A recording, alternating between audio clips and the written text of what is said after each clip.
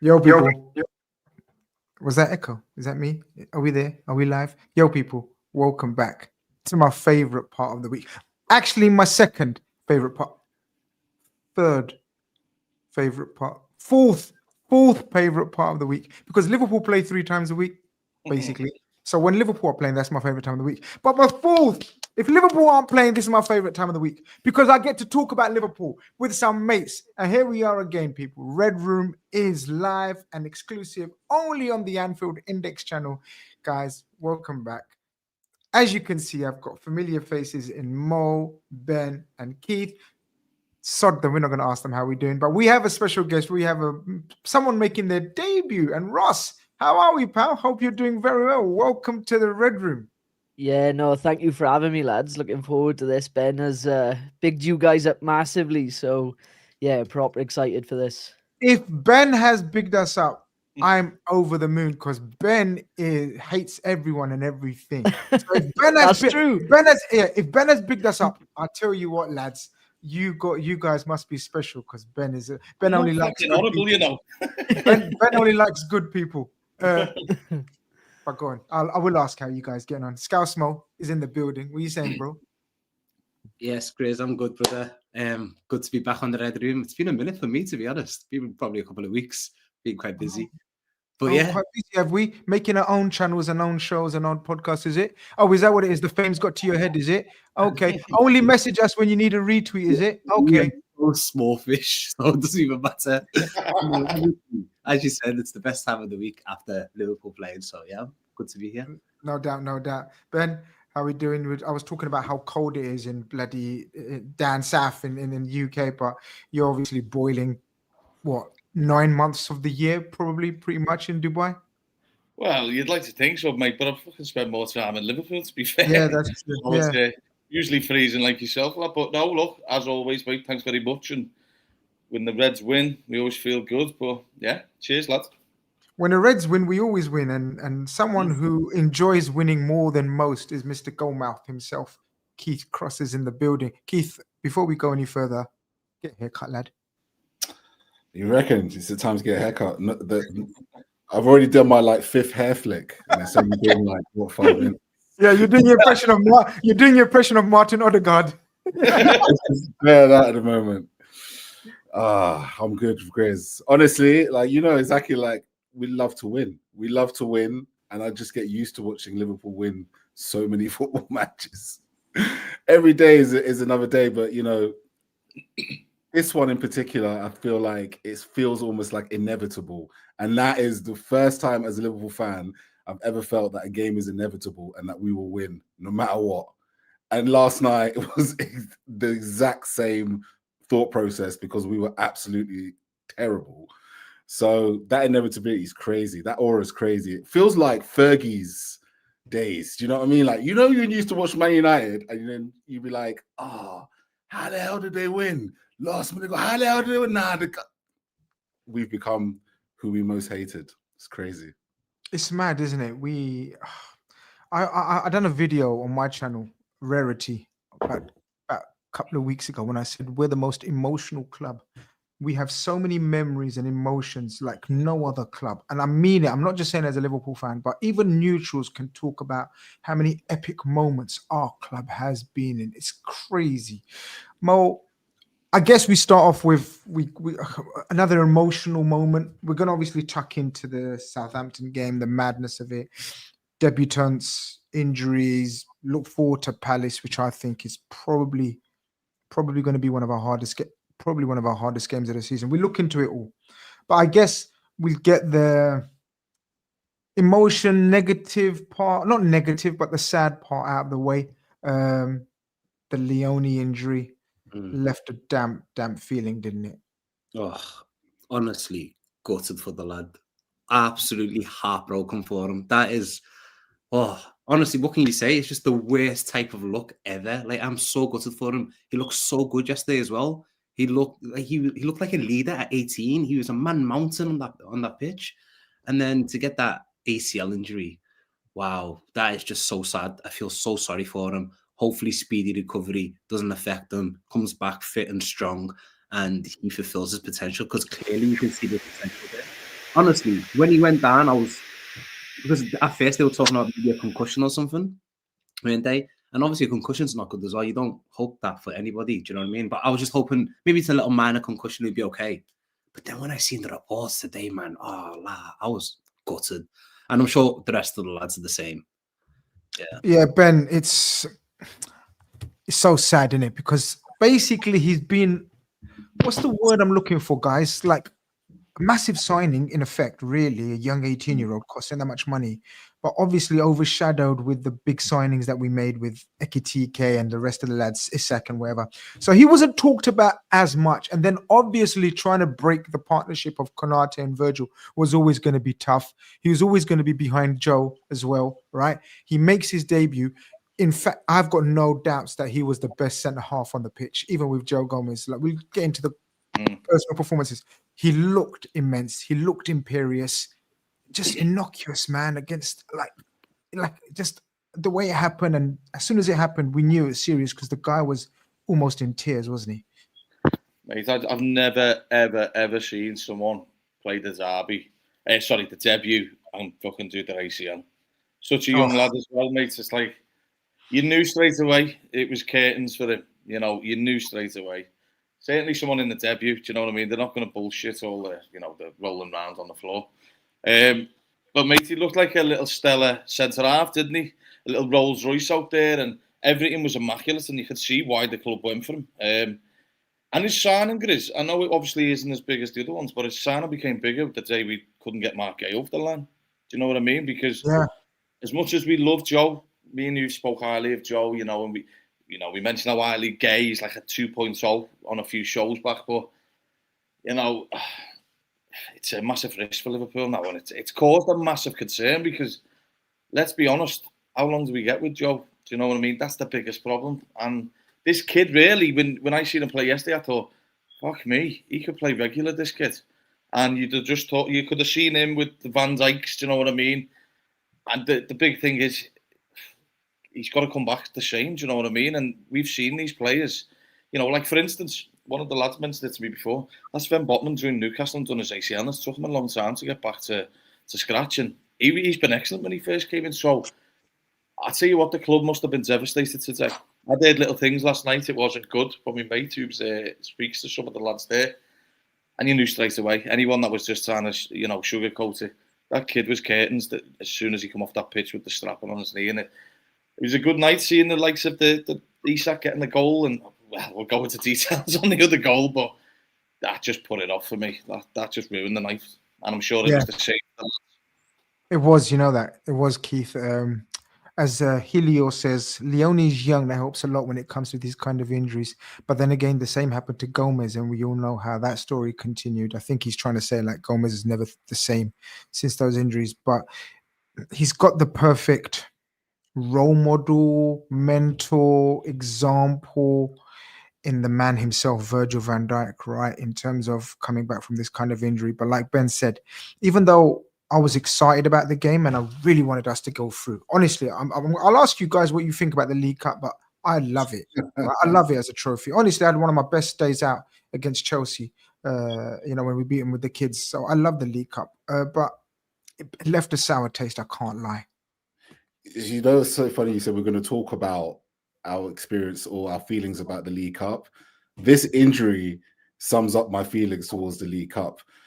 The League Cup at one stage was a trophy that was worth winning. These days, it's a trophy that brings us nothing but issues. And this Leone injury, if we're being frank here, he should have played 60 minutes. If we're being frank, right? If we're talking about preseason, if we're talking about first game, intensity, Southampton had a lot of the ball, should have played 60 minutes before coming off, in my opinion. Kept on the pitch a little bit too long. And it's just in a competition that just, nobody needs. I'm sorry to say. No, I would argue that the players that put a performance in yesterday did so because they just want to make sure they can play some extra games. But by and large, I don't think a lot of the players looked interested in the League Cup match yesterday. That was the worst performance from a second-string side I've seen in a cup competition for Liverpool for many a year. Honestly, I don't think they didn't play like they really wanted to be there. They kind of just coasted by. And losing Leone to this competition in particular, with the competition that everybody says it's to help get everybody warmed up, blood in, etc., just took away a centre back already. And the deeper we go in there, the more risk we take with 3 centre backs. So it's so unfortunate for Leone, and I hope he makes it back and he's got the right support system around him. But damn you, League Cup. Damn you, League Cup, says Keith. Ross, what's your feelings on the League Cup? Does it mean anything to you in terms of importance? We know it's the least of the major trophies, but overall, I mean, I cited squad harmony and rhythm and etc., but Keith's blown my opinion and theory out the window. He thinks it's a load of shit. What's your opinion on it? I think it has a place, and obviously, if we look at it from our perspective, we're at the top fighting for the elite titles, you know. So I think our view of the League Cup would be slightly different to, say, let's say a mid-table team, you know. But for us, I think I kind of agree with Keith. It's a competition where we've only got like one eye on it, if that. You know, we play a lot of the youngsters. We've had, you know, historically, we have a look at Chelsea. The youngsters came in, didn't they? Do you know what I mean? And done excellent. So, yeah, for me, it's hard to want to go, you know, we want to win trophies, of course. I'm not saying I don't want Liverpool to win trophies, but the Carabao Cup for me just isn't up there. You know, I'd rather some young lads get the experience amongst these bigger teams, you know, like yesterday was a wicked game for Rio to come in, get some minutes under his belt, you know. So I see it as an opportunity more for those younger kids in our team to go out and do what they got to do, prove a point, you know, make a statement. But as Keith said, losing Leone to competition, you know, maybe he should have come off, and especially we missed out on Gahey. It's a massive blow having 3 centre backs now in Verge, Konate, and Gomez. You know, if one of them picks up an injury, I don't know where we go. I hope we don't go back to the Hendo at centre back days, you know, with Fabinho. So Yes, it is. yeah. Well, you yeah, still want to pick your poison. Pick your poison, lads. It's either Reece Williams. Do you know what I mean? Or Endo. Enders. Yeah, that's it. Yeah. Pick your Yeah. poison, lads. Do you know what I mean? But look, Where's I get Nat? it. I get what you guys are saying. And look, mixed reaction in the chat. Obviously, is opinionated. Some people are saying it is important. Some people are saying I agree with Keith and Ross and Ben. League Cup. Look, I'm not saying it's the priority. Of course not. But I do enjoy it. Wembley Day out's always good. We've been many a times. Yeah, it's left a sour taste. The problem is, right, with the League Cup this year, with the orientation of the Champions League, it doesn't fall in a good state, the final. And I think, you know, Liverpool were in such a difficult position, you know, with the fucking PSG games and that Newcastle game. Any other year, it's been sound. But when you're looking at it now, do you really want a fucking Carabao Cup final when you're playing them knockout Champions League ties? And I think it caught Liverpool in a bad position last year. But look, trophy's a trophy. We always fucking throwing it at Arteta. So Liverpool clean them all up. It is what it is. I'll take it every day of the week. Do you know what I was going to say, guys? Do you know what? Okay. Let me dress this up a little bit differently then, all right? If we play this set of lads or this type of team all the way, would you be more approving of it then? Like, if we don't bring in the heavy hitters, because you know what we do. As soon as we reach the quarterfinals, semi-finals, the big boys come and gone. Come on to the team. Say something. Go on, Keith. I was going to say, right, you see on that point always sounds good in September. Always sounds good in September. But when we get to like November and we're playing like stupid fixture lists where it's like 72 hours between games because we've got a League Cup quarterfinal to deal with, that's when all of a sudden other like more senior pros have to come in as injuries come up, as injuries pick up. So it's kind of like at the time when you've got a full switch squad, it sounds great. But as things start chipping away, that's where it becomes a hindrance. Mo, you have the final word on the League Cup. And where do you see it? How you see it? I think the rest of the lads are a bit anti, if you know what I mean. They've all slapped my opinion in the face. Can you give me yours? So I can feel better about myself a little bit. I mean, the lads make some valid points, I can't lie to you. But in my opinion, a cup's a cup. It's not like, I agree with what Keith said. When it gets to like December time, we might play some first team players. But what's this round? The third round, the fourth round, the fifth round. You're not usually going to play the first team players. They're all having a little break. They're staying at home with their feet up. It's going to be the squad players like Leone. Like you said earlier that he should have played 60 minutes. I'm not too sure. Maybe he should have played the full 90. It's his first match. Bleed him into the team eventually so he can play more games in the future. Because anything can happen to Kanate, anything can happen to Gomez, and then he needs to get thrown straight into the team. Growing up, I didn't see Liverpool win too many trophies, so I'm never going to take for granted the trophy. I'm happy with Liverpool winning the League Cup. Honestly, I'm happy with us winning the League Cup. There's a reason why Liverpool's won the most League Cups. We love this trophy. We've won it so many times. We won it more than anyone else. And maybe a controversial take, but in recent days, I think it's more like, let me word this correctly. I'm not going to say more important or better, but it's probably the better trophy to go for than the FA Cup. Because I feel like with the FA Cup, it comes in the time latch on the season where it does clash with the end of the season where you could be going for a Champions League and a league. Going to Champions League semi-finals and then midweek you've got an FA Cup match or whatever, or you're playing Premier League and then you've got an FA Cup match the week after. Like it's coming at the business end of the season. With the League Cup, everything's done and dusted by February, and then with the semi-finals. I remember last season when we played Tottenham, we lost the first leg, but it was like it didn't really matter because the next game was in like 4 weeks' time. And at one point, you completely forgot that match even happened. Do you know what I mean? So you've got such a huge break in between the semi-final as well. And then you play the match in February. If you've got a good squad, like we definitely do, then you can quite easily just find yourself at a semi-final. I feel like that's what happened to us last season. I feel like by accident we just happened to be in a semi-final, and then we thought, all right, let's just take this serious. And I feel like that will happen again this season because our squad is extremely strong. Do you know what I mean? So yeah, trophy's trophy. I think I'm with Grizz, but the lads make some valid points. Ross, I'm going to come to you first. We're going to tuck into the game to start off with. And as I said, I was excited. I'm always excited to see Liverpool play. Kids, debutants, experienced players, squad players, call them what you want. I thought it was a nice mixture.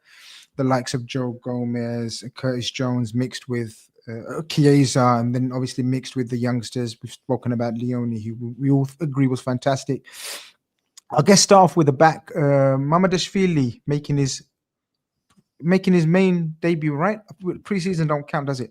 I thought he looked assured, Ross. What did you think? Yeah, I think he's a good player. Don't get me wrong. I was a little bit in like preseason games. I was a little bit weary of him. The incident happened with Tsimikas and so on. But I think the thing with Mamadashvili, he comes with a lot of experience, doesn't he? It's not like he's been playing second fiddle elsewhere. He's been playing in La Liga against some big players, some big teams. So I think that expectation of him looking assured, that was always on his shoulders. It's what we bought him for ultimately.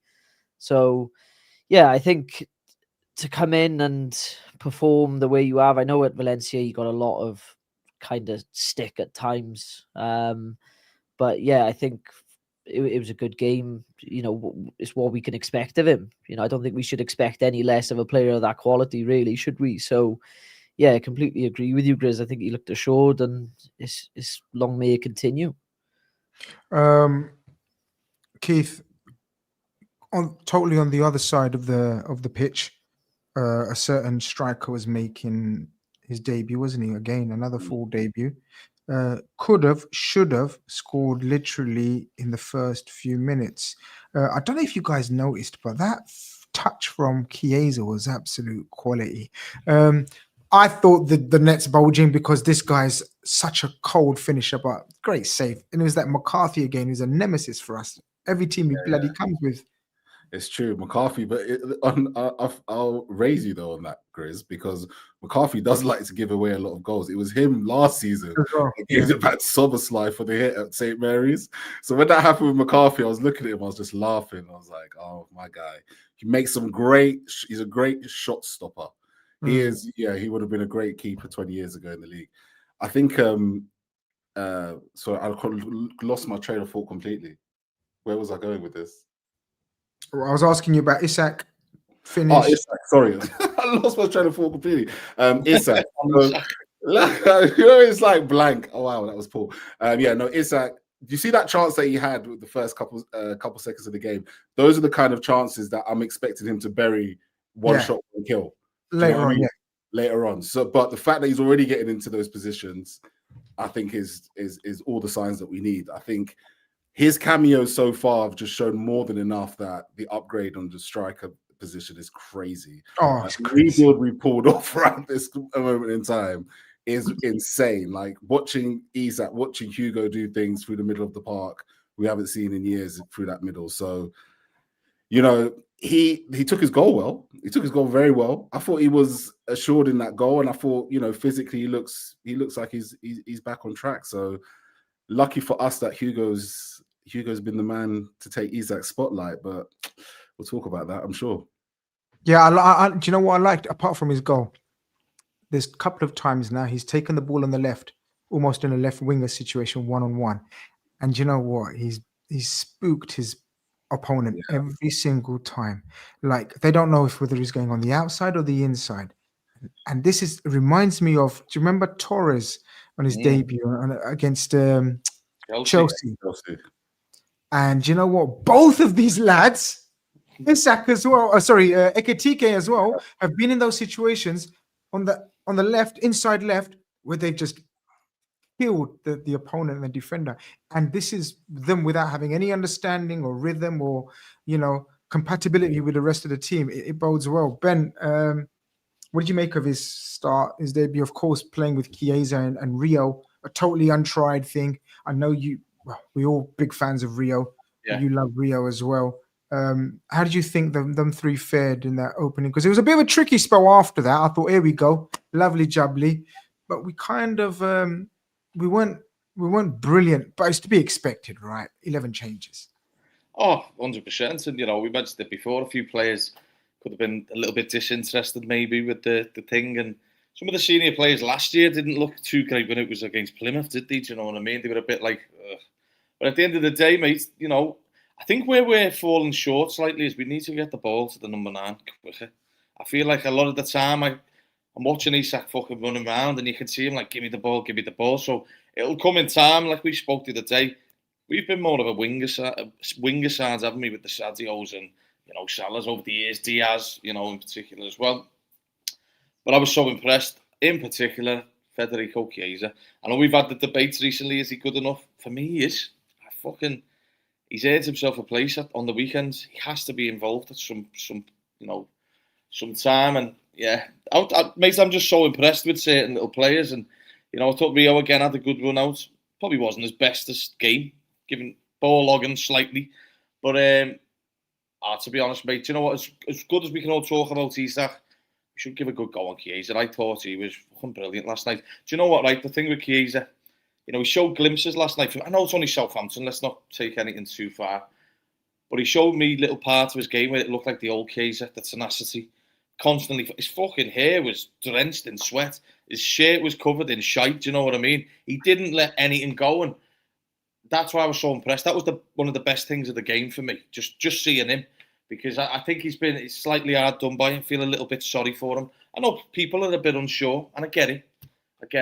But ultimately, if someone's going to show you that attitude, you know, fuck me, he's got to be given more of a chance. And I thought last night was the perfect day for him. Do you know what? One thing I'll say, because we go to games, a few of the lads do as well, he won't fucking let you down.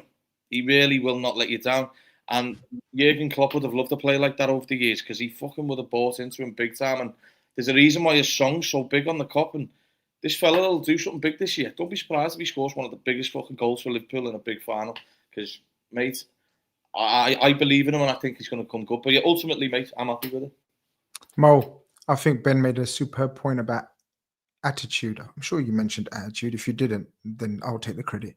But Ben, speaking about sort of players being not interested or disinterested in the past, or, you know, even last year, whatever, that could have easily been Chiesa this season. Left out the Champions League squad, right? Playing with the kids again and the debutants, so the B team, right? Am I ever going to get a chance with the big boys? Like, I'm Federico Chiesa, Italian international, won the World Cup, you know, or played in the final at the very least, right? Or he won the Euros. Won the World Cup? No, he won the World Cup, right? No, Euros. Won the Euros. He qualified for the World Cup. It was weird. Italy. All right, we'll scrap that part. Jack's on the editing. But he could have easily had an attitude of, yeah, Do you know what I mean? Like, if I'm not going to be given a chance, what's the point? If I'm going in January or something, what's the point? I'll have a little kickback. But his attitude was the shining light on the pitch. And not only his attitude, even I've doubted him, and I'm a massive Chiesa fan. 3 years ago, I thought Chiesa should be the salary replacement. That's how highly I thought Chiesa. I thought he's one of the top 5 attackers in world football. But then we know the injuries, etc., situation with Juve, blah, blah, blah. He ends up at Liverpool. We're unsure, cheap signing. Hasn't been given a chance, stroke unlucky, stroke not physically up to it. Whatever you want to use the excuse. He looks fit, he looks strong, he looks hungry. Fit, strong, hungry Federico Chiesa is only a plus for Liverpool. Oh, of course, 100%. And you guys have summed it up perfectly. Like, he could have easily just sulked after a 16-year-old took his place in the Champions League squad. Yeah. Quite easily, he could have just sulked and thought, well, why am I even bothering? But yesterday, that performance, forget the 2 assists. It was the way he was just running around that pitch. Oh, Gaffer, you want me to play left wing? I'm playing left wing. You want me to play right wing? I'm playing right wing. And behind the striker, no problem. He was just non-stop relentless. And even after the match, Slot mentioned them and praised them and said he showed real mentality and he showed like real energy on the pitch. And that's why he eventually impacted the match. And similarly, he praised Robertson. So clearly, Slot is taking an interest of him now. We've spoken about this on a number of occasions over the last season, saying, why did we buy Chiesa? It's such a strange signing. Like, he doesn't look like he's ever going to get any minutes. But with what he done yesterday and with what Ekitike did, which was just insanely stupid, and I'm sure we're going to speak about it, now on Saturday, Chiesa's going to have an opportunity to play, guaranteed. Isaac's not going to play full 90. So the substitution for Isaac is going to be Chiesa. He'll probably get at least 30 minutes. So in that 30 minutes, if he continues playing the way he played yesterday and he impacts that match, because Crystal Palace is going to be a really, really difficult game. We're playing against a team that's undefeated in like 17. I know we often think Selhurst Park is like a difficult ground for us, but we do have a good record there. So I'm just saying that I think it's going to be a very tight game.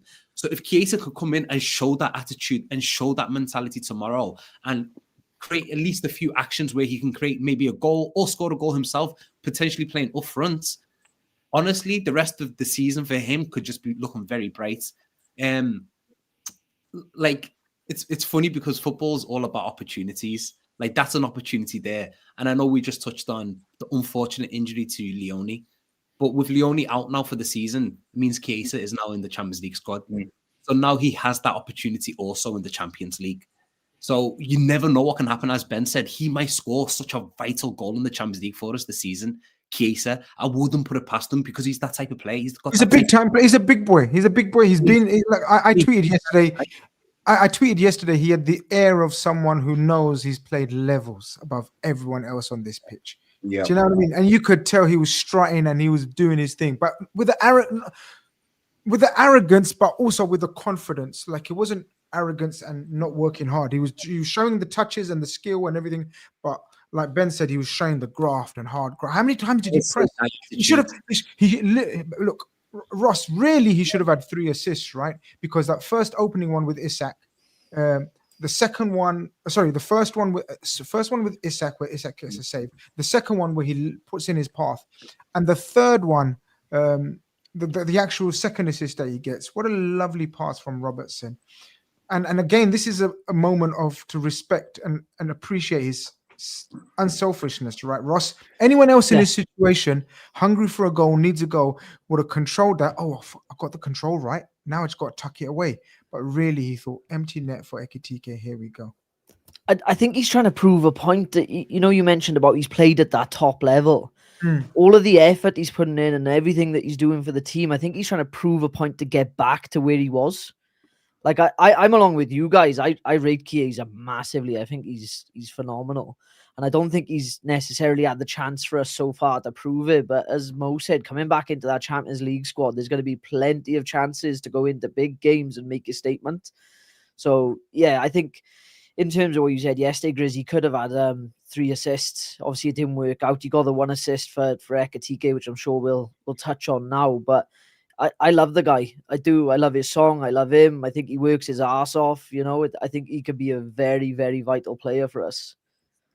I think Keith, His interview after the game was beautiful as well. I don't know if you've had a chance, guys, to watch his interview with the lads at This Is Anfield. Shout out that This Is Anfield. I always use their website. I used to use it for Red Fellas all the time. He's just so... I don't know if he's a changed man, because we didn't hear much from him in the first season. But he seems like a changed man in terms of, look, he's saying all the right things. Like, hey, I'm at a big club.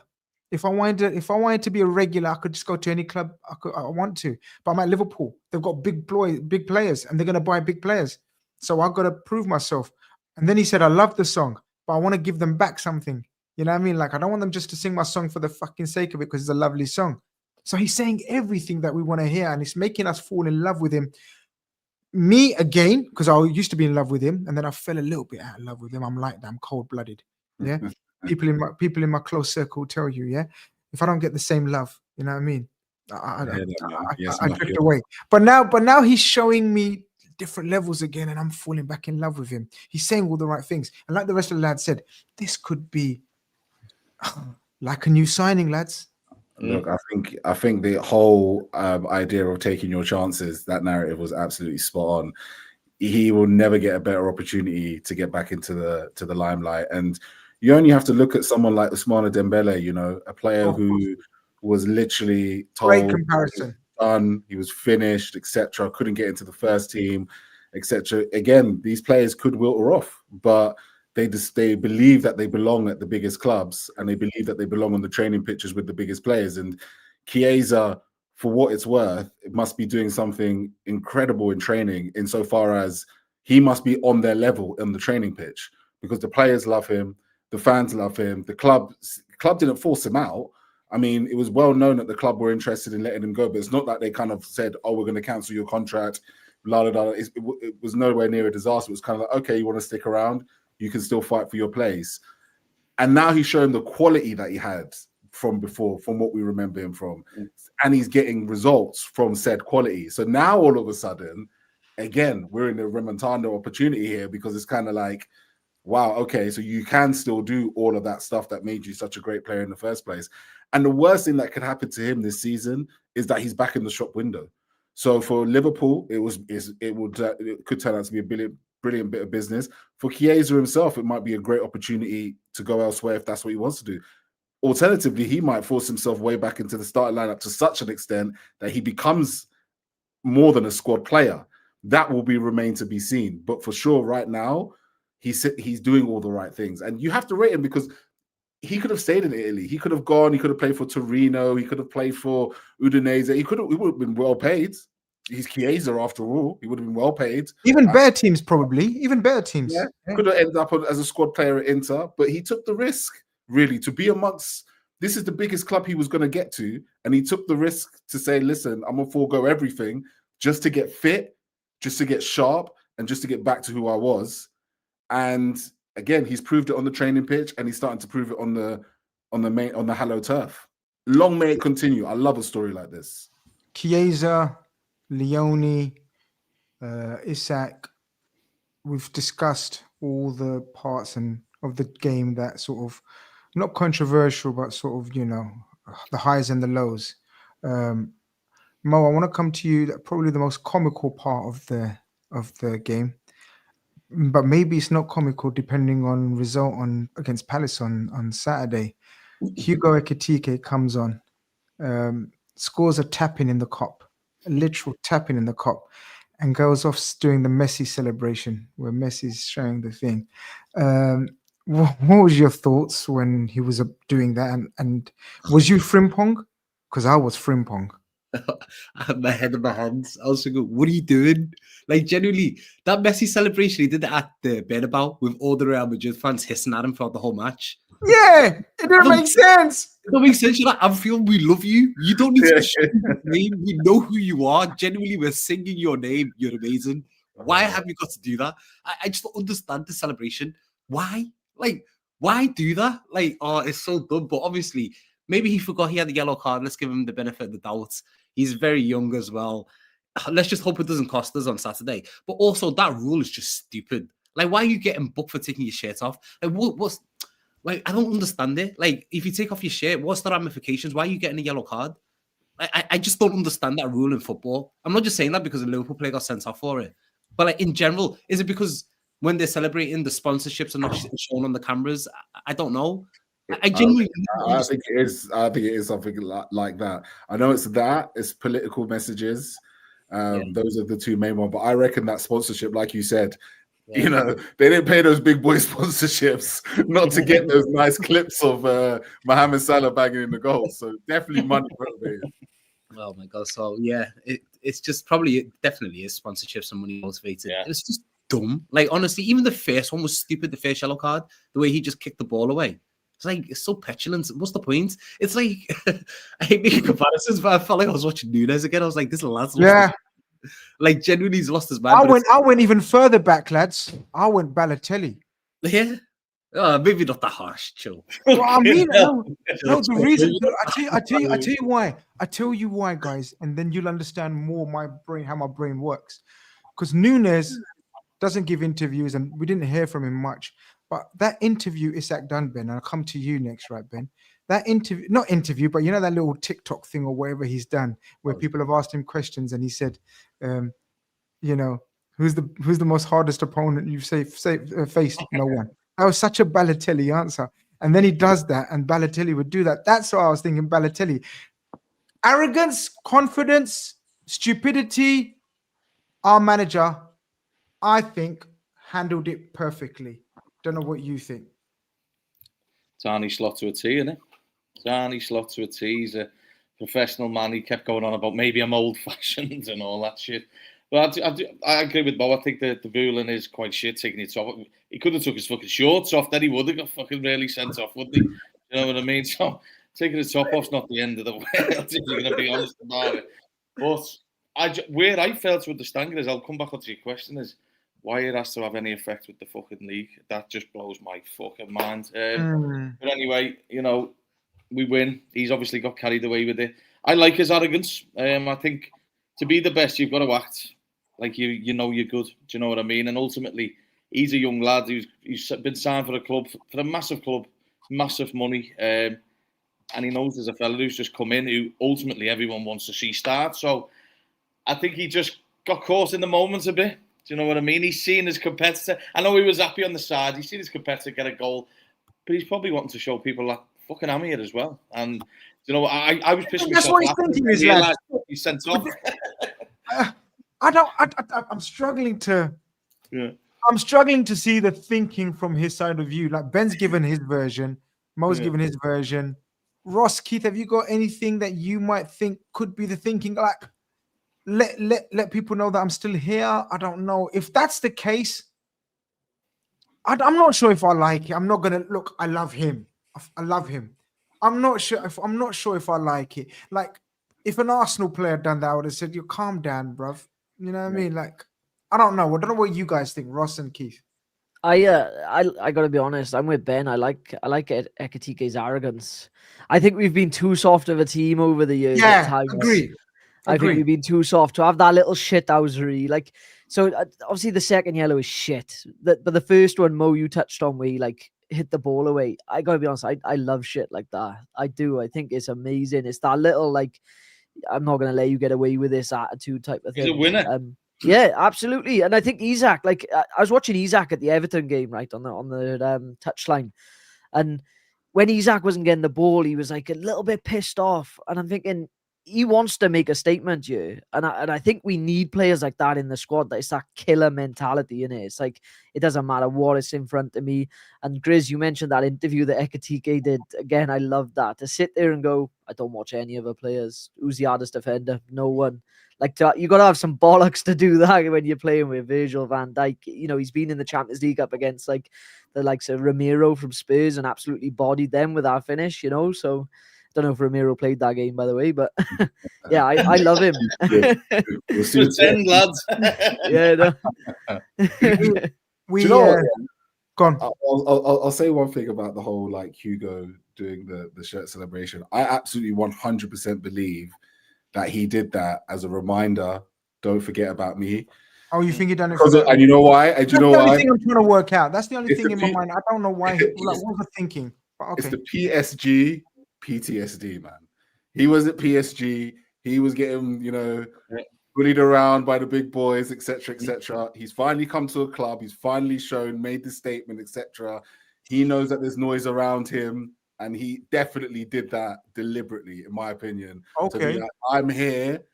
You know what I mean? Like, I'm the guy. I'm the guy. I'm just as much as the guy as the next guy behind me. He's got the And you most know goals, what? Keith, as well. Yeah, exactly. Yeah. And it's a Salah. We're gonna have a Salah Mane thing with these two. Oh, I love that. I'm Oh, I gonna love have that. a Salah Isak Hugo. By the way, you know what I mean. I think a lot of them, because they get even Verts. All of these guys really. Oh, I love It's that. going to be a competition between a lot of these guys. Who's going to want to be Top of the the man. game as well, all of these, mate. It takes them to different levels, doesn't it? We've seen it. Like, it pushes players on. So all it's going to do is elevate them. Daz is in the building. How you doing, Daz? He says, still bloody stupid. He's right. Yeah, Daz is old school like me. Big up Daz, all the way from USA. Another thing that humored me before we go on to what I consider a massive, massive game and probably one of the biggest games of the season already. Did you not see that mad guy, Milos Kerkez, come on the pitch? Did you see his little cameo where he's just going around smashing the ball into the crowd, going around sliding into tackles? And I'm going to come to you, Mo, because we haven't discussed his man of the match performance from last week, where you've been a little bit hesitant, critical, apprehensive about him. But has he grown in your estimation last couple of weeks? See, this is one of the things that I like about being a Liverpool fan. We're okay with criticizing our own players. We're not just going to defend them to the hill because we're delusional. If we see if I think there's a certain player that I think maybe not up to scratch, no one's going to shoot me down when I mention it. Like, that's what happened when I mentioned about Kerkez, and then eventually some people started to notice. But then I've got to give him flowers as well. Against Everton, he's fantastic. Won every single header at that back post. Don't know what he was doing for their goal, but let's just ignore that one, because overall in the match he was really, really good. But yesterday when he just came on, it just epitomizes him. That was such a Milos Kerkez 20 minutes or so. It just epitomizes him. Like, genuinely, this is what I seen all the time at Bournemouth. And to this day, I'm still confused how he managed to get that PFA Player of the Year or PFA Player Team of the Year or whatever. Genuinely, the lad is just 100 miles per hour from aggression, like full force all the time. And for Bournemouth, it works because that's how they play. They remind me of like the Klopp days when we were just like just flies everywhere. Bournemouth are just like that. That's what you got to expect with Kerkez. Honestly, that's what's going to happen with Kerkez. That's what I think by the end of this season, then more of the other matches and even yesterday, because anything could happen with that lad. Honestly, he's going to be boxing. I can't wait. By the end of this season, you're going to be shaking my hand. You're going to say, you know what? I love him. I hope I do. I pray I do. And I love him now. Don't get me wrong. I love him now. But I hope I can shake your hand. I know what you mean. I've always said it. I agree with you that he's got mad script. He wasn't my first choice.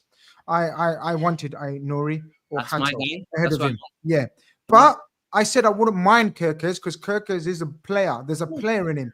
And if there's a coach in Europe that could get the best out of him, I think it's our lad. Like, 100%. I think Slot will get the best out of him because Slot's got this influence. You can tell already, guys. Slot's got this massive aura and influence on him. We didn't know he had this, right? But in one season, we've realized, you know what? This guy's got some aura. And the way he's handled everything thrown at him has been fantastic. You know what it is? I don't mind a maverick, like a little maverick who's like a little loose cannon. But when that maverick or loose cannon is a defender, honestly, that makes me scared. And that's the problem with Kerkez. Yeah, I know what you mean. He could genuinely have 7 amazing games in a row and then just have one of the most brain-dead moments ever and just do something absolute calamitous. Like, get sent off for no reason. He could do what Hugo Ekitike did, like, against Crystal Palace. I genuinely wouldn't be surprised. Bad moment, yeah. He's got those bad moments. I don't like that in a defender. That's the last thing I want from my defenders. Mo, does he remind you? I may get slaughtered for this, but does he remind you of Moreno? Yeah. We said this. Put it this way, people are talking about that now. I was tweeting about him being like Moreno towards the end of last year People are only copping onto it now. Honestly, I think people watch my Twitter, and they just start running with their own narratives. Because my Twitter is gold, If you go back on the day when I used to say and stuff like that. Like, I'm talking about Kirkes when he was playing at Bournemouth in December. Everyone go follow at Mabdi23 right Just now. dig deep through it all. Inside scoop, yeah. Don't go too deep, though, because you never know what you're going to find. This is a good shout from Liverbird. Early years, Robbo was mad too, Not the same. He's right. Nah, No, he was mad. Robbo was mad. It was just the Duracell, like energy. He was just, but it comes with but it comes with maturity. Look, Look, Rafa's back in the building. He says he will learn. He has Robbo as his mentor, and he's spoken about how he looks up to him. I love the vibes at Liverpool right now, Ben. Honestly, the youngsters respecting the elders, the new players respecting the previous guys that are already there. I love the camaraderie. I love the vibes. We're going to need all of that this weekend, though, Benjamin. We have Crystal Palace away, unbeaten in 17, guys, going back to last season. They're the informed team. They've got. We thought they might suffer without Elise and then Eze, Zaha before that. Anderson, they lost from centre-back. Couple of injury situations in midfield as well. But, my God, we don't like him because he done a nasty one on the last day, but that Glasner's done a wicked job there. He has, mate. They may be the informed team, but they're coming up against the best team. You know what I mean? And we are the best team, and let's make no mistake about it. I'm sick of all this nice shit with Palace. Giving them guard of honours, but you see what they did in the Community Shield, mate. We fucking owe them one. You heard the noises with the Jota stuff, so them players won't be fucking happy with them. And you know what? We could be a bit frustrated with Hugo and whatnot, but ultimately we're unleashing the fucking main fella down the middle on them on the weekends, and I'm looking forward to it. Look, do you know what? I've said this to Ross a few times. Like, do you know in these certain games where they are twitchy moments, because it is a tough game, there's no two ways around it. Glasner's done a great job, even though he's a bit of a fucking weirdo. Yeah. And he started saying he wasn't the one who was going to walk away. You fucking was, you liar. His nose just grew about 10 foot. Do you know what I mean? But at the end of the day, do you know when we had Klopp, right? It was these games that made me like fucking more on edge, because he was on edge. Do you know what I mean? He was that mad moment manager. But Arnie Slot does something to you where he calms you all down. And I think Grizz, you just mentioned it there. I think he's gone from there to there this year. The way about him. And I feel like the players will. You've just mentioned about Kirkes. Mate, he'll have that nipped in the bud straight away. Same with Ekatike. There's something about him. He's cool, calm, collected, and fuck me, mate. He's looking like could be one of the best managers in the world right now. Him and Enrique. Do you know what I mean? He's got something about him, Slot. And I think he'll take that. What happened in the Community Shield? He took that to heart, Slot. 100%. You could see it in his face. And he's going to tell them to get out there and fucking pull them from limb. And I think he'll get the best Liverpool performance this weekend. I really do. But them players, mate, we've spoke about it the other day. It was emotional. Mo Salah. They fucking heard that noise. You were there, Ross. You heard that shit in the fucking... I was there as well, yeah. Yeah. That's a disgrace. And we've been fucking nice to them a few weeks before when they're getting a little fucking clap at Anfield. None of that shit now. And we've just mentioned about it. Liverpool were too nice. Liverpool won't be nice to them this weekend. And I'm not asked about their record. We're the best team, and we'll show them on the weekend. And I am confident Liverpool will go there and put it on them in 3 points again. This is why I speak to Ben about Liverpool as much as possible, Ross. He makes me feel good, lads. Yeah, he makes me feel all like warm and fuzzy, like palsy. We're going to war.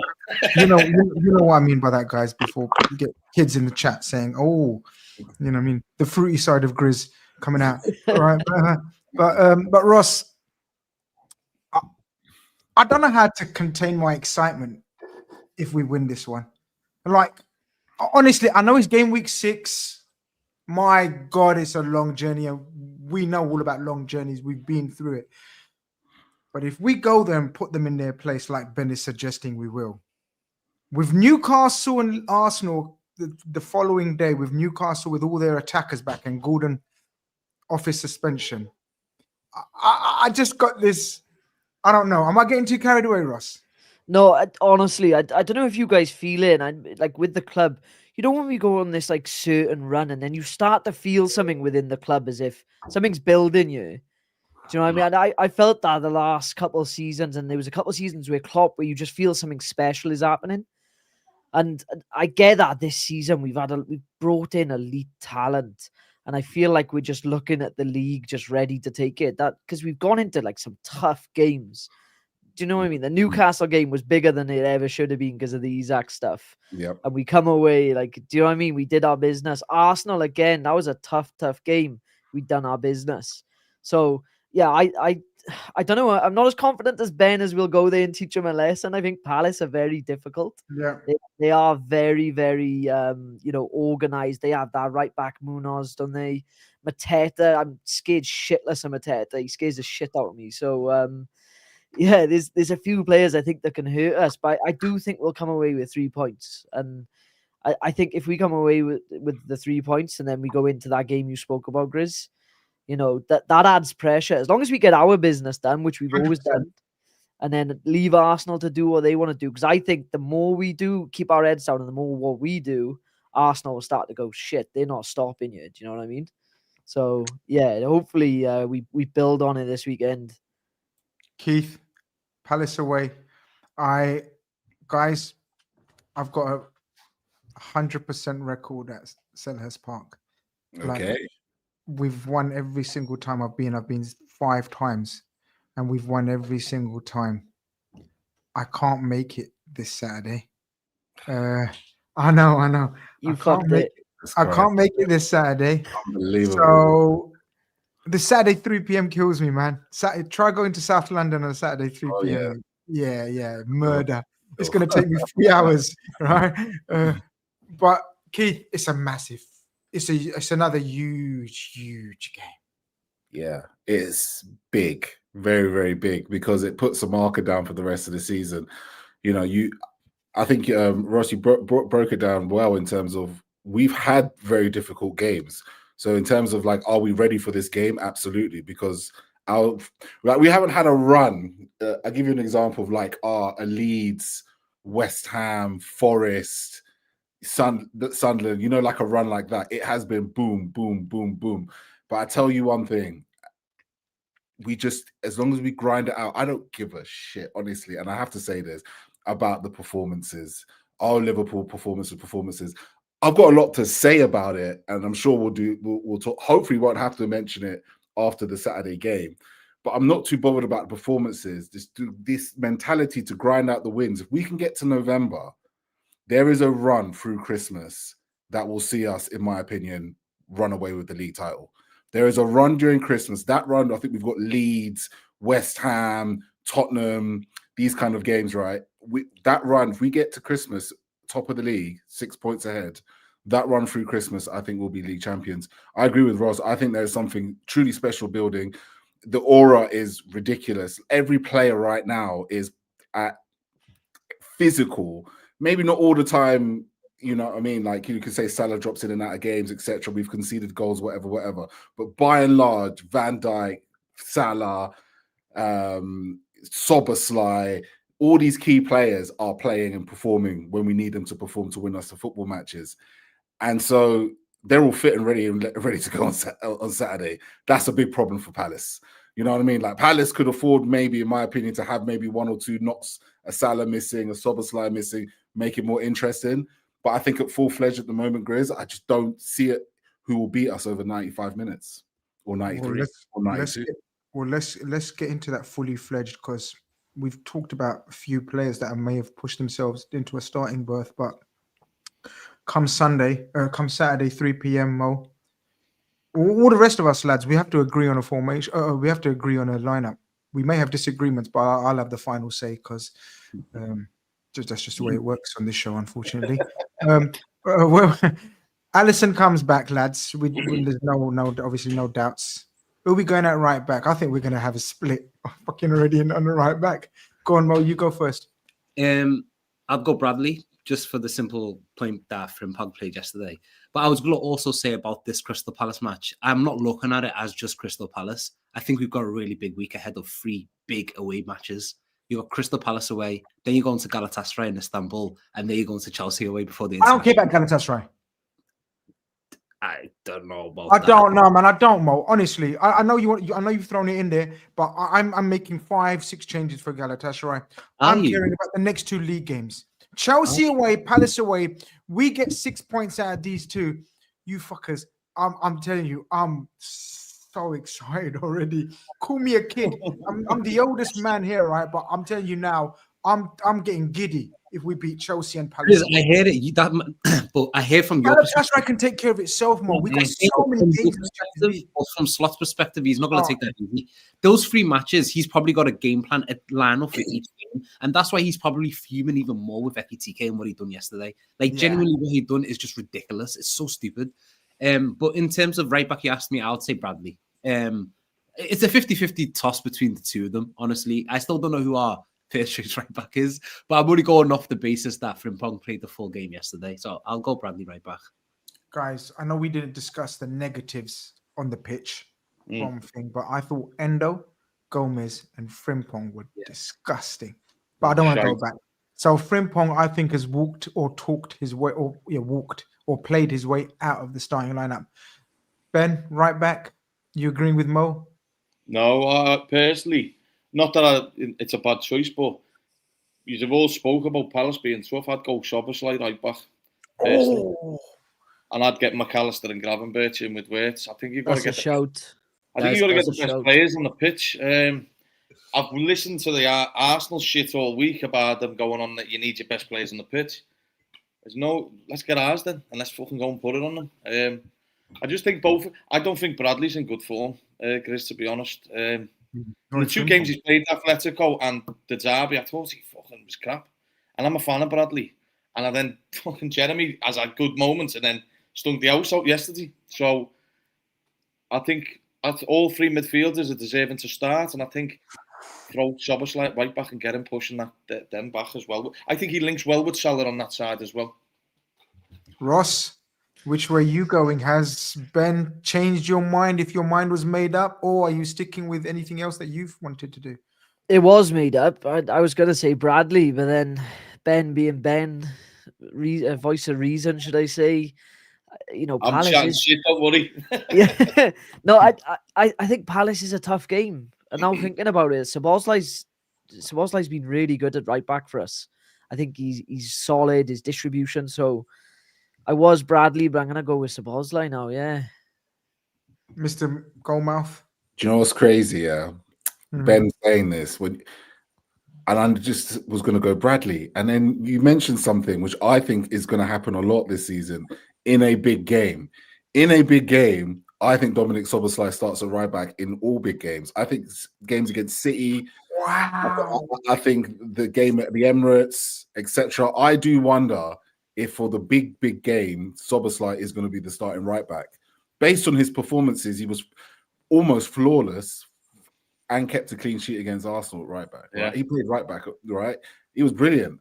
And it's right, his distribution, he's got the speed, he's got the pace.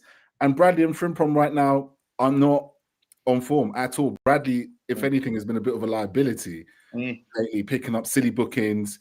He does this turn that is either going to be the best thing that ever happened to his career or is going to kill him for the rest of his career.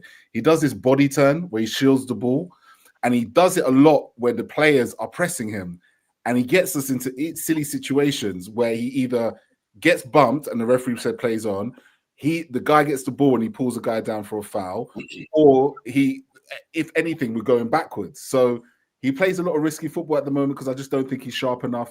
I don't think he's taken fully on board what has just happened with Trent gone. And if you're going to ask the panel and anybody else, who's played the best at right back this seson for Liverpool? Who's had the best thing? It has been Szoboszlai. Yeah. If that's the case, I've got a hot take for the midfield. And I know you guys are all going to argue, but that's fine. We love an argument. Mo, if Szoboszlai is the right back, and then I think Ben or one of you suggested the midfield turns into Gravenberch, McAllister, and Wirtz, I'm not confident with that midfield going to Palace away. I think we get bullied. I would not want that midfield at Palace away. I'd want either Szoboszlai, but if you're forcing Szoboszlai to go right back because he's such a monster everywhere, basically, then I'd want Curtis Jones in their midfield. Why are you worried about their midfield? It's going to be Will Hughes and Because Morton. McAllister is one of the best architects of a midfield in Europe. McAllister is one of the best signings this club's made for the price that we're going for. McAllister is the brains of Liverpool. McAllister is so important to Liverpool. McAllister has been pants this season. Shit, So people say Grizz got a general. I love McAllister. Yeah, you're right. I always love McAllister. I'm sorry, I'm holding him to those McAllister standards. Yes. So when people say, "Oh, Grizz, why are you criticizing McAllister for?" It's because I think he's fucking elite. But he's been pants, bro. He's been absolutely 100%. atrocious. Grizz, you're absolutely spot on. Every single one of us here love McAllister. He's probably the best midfielder we've had since Gerrard. Genuinely, I'm not even taking the piss. Like, he's that good. But he has started this season off really, really Badly. He's been poor, but it's not just this season. I've said it to you, Grizz and Ben, a couple of times now. Every single season at the beginning, I don't know what happens to McAllister, but he doesn't start seasons off well at all. When it gets to like November time, then he starts picking up form. So you make a very valid point. But as I said to you guys last week before the derby, I said, don't be surprised if McAllister starts, because none of us thought McAllister would play against Everton, let's be honest. None of us were expecting him to play against Everton. But I told you lot, I said, listen, I guarantee McAllister will play because Slot loves him. The way that we love him, Slot loves him 10x. I'm telling you right now. So in my opinion, even though we might think, well, McAllister hasn't played well, etc., he is going to play on Saturday. He's one of Slot's first names on the team sheet. Same with now, Ben made a very valid point in regards to Szoboszlai playing right back, because I didn't even think about it, because I was thinking we've always got to have a conundrum in midfield, a little bit of a pickle, to be fair, because we got 4 midfielders and only 3 positions. So if you play Szoboszlai, that sorts it out. Don't really agree with the point when you said you're worried about Crystal Palace, that midfield coming up against Crystal Palace in midfield. I think we should be fine. It's only Wharton, who's amazing, by the way. And Will Hughes is always he's just annoying whenever he plays against us, man. He annoys the shit out of us. He niggles away, he fouls, he does well. Yeah. He's always turns up against us. Watford, Crystal Palace, it's annoying. But they always play with 2 in the midfield, do you know what I mean? So I would be, comfortable with a Gravenberch, McAllister and Bates midfield if Szoboszlai's playing right back. If he's not, then let's say if it is Bradley, then it's interesting to see who that midfield would be. Yeah, it will be. Well, let's have a couple of minutes because we're going overtime. Because look, I know Gakpo's out of form. He's been horrible what was the last game? He was horrible. Same thing. Last two games he's been horrible. Same shit. 3 all season. Okay. Burnley, he was shit. Atletico, he was fucking shit, weren't he? But you know how you guys are saying McAllister is going to be picked because Slot loves him. Gakpo's there. Slot loves him. So the front 3 is going to be Isak. We're all assuming Isak starts now as a result, or is there a spanner in the works? Okay. He has to. All right. So Isak, Mo, Gakpo, right? It's that midfield then, guys. What are we doing in there then? So none of you got Curtis Jones starting. I'm with you, Grizz. I've got Curtis Jones starting ahead of McAllister. I think Jones will start. I think Jones will start. He came with half an hour to go. Don't you think Jones was one of the players yesterday that wasn't the best? He should have led that team yesterday. Interesting. I think he was yesterday. He should have been one of the leaders on that team yesterday. One of the names that Slot called out after the match with Chiesa and Robertson. But Jones. By the way, we didn't touch on Nioni. I thought Nioni was beautiful. Beautiful. Wow. We've got another gem on our hands. But going back to Jones, I don't think he was that bad, Mo. I think it's very difficult to play. I'm sorry. Endo is a cult hero. Yeah. Right? But it's very difficult to play good football with Endo alongside you. I'm sorry. His second touch is a tackle, man. It's a tackle. His second touch is a tackle. It's a good point.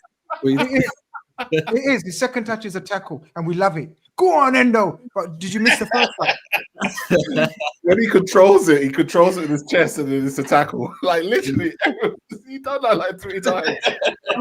Look. I'm not one to shit on our own players. I love them all. They're all my family. They're my family. I love them. But come on, man.